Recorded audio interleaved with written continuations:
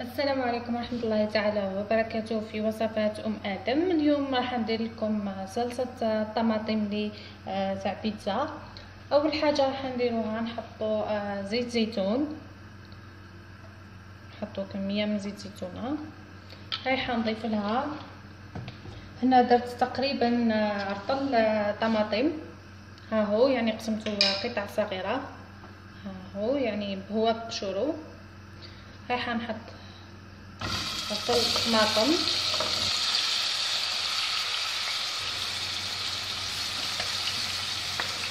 كذلك عندي هنا يعني حبة بصل صغيرة فقط، ها هي حبة بصل صغيرة نحطوها، يعني نقطعو كلش قطع صغيرة. وعندي 2 فصوص ثوم،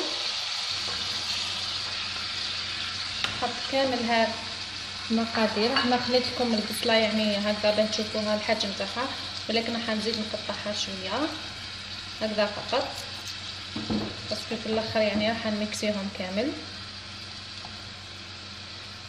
نقوي شويه على النار. اذا حطينا رطل طماطم، حطينا حبه بصل صغيره، حطيت 2 فصوص ثوم. راح نحط ورقه قرن، نحطوا ورقه قرن. كذلك هنا راح نضيف كميه من الملح، هنحط شويه ملح،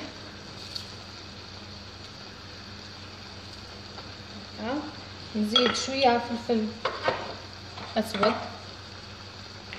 شويه يعني فلفل كحل، كذلك نزيد شويه فقط من الكزبر. كل واحد يعني والكميه اللي راح يديرها.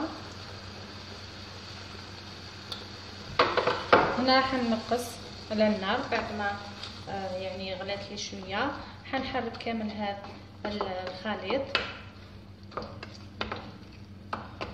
وندير له يعني نغطيه ونخليه حتى نلقى يعني الطماطم تاعي دبل وطلق يعني لاصوص تاعو هو، والبصله كذلك ذبلت والثوم.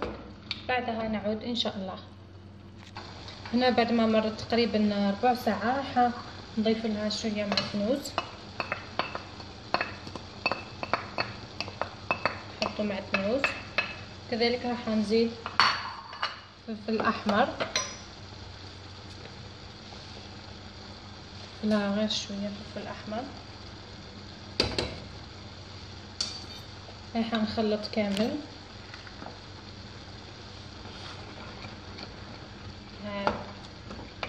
يعني الخليط.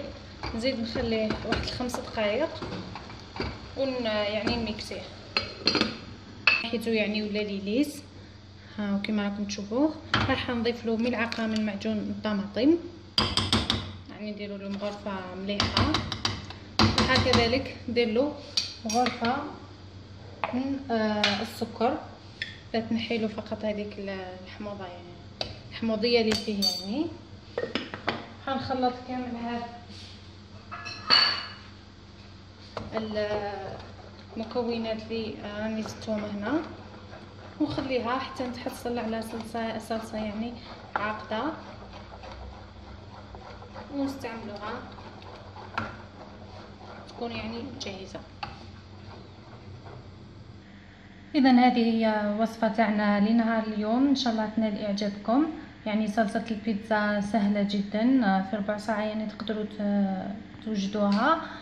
كذلك تقدروا تحطوها في علب فرديه يعني، وتحطوها في المجمد. تحبوا تجبدوا يعني تلقاوها واجده. اذا عجبتكم الوصفه لنهار اليوم ما تنساوش ديروا جيم، ونستنى في تعليقاتكم. والسلام عليكم ورحمه الله تعالى وبركاته.